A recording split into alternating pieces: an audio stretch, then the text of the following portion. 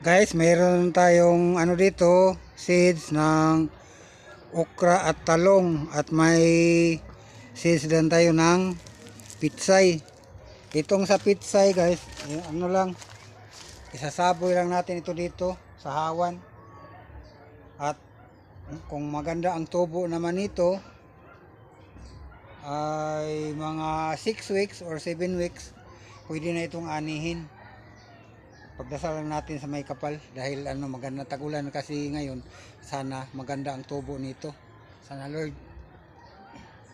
At ito namang pipino at talong, magkuhan pa tayo, maggawa pa tayo ng mga seed pots, saka natin ito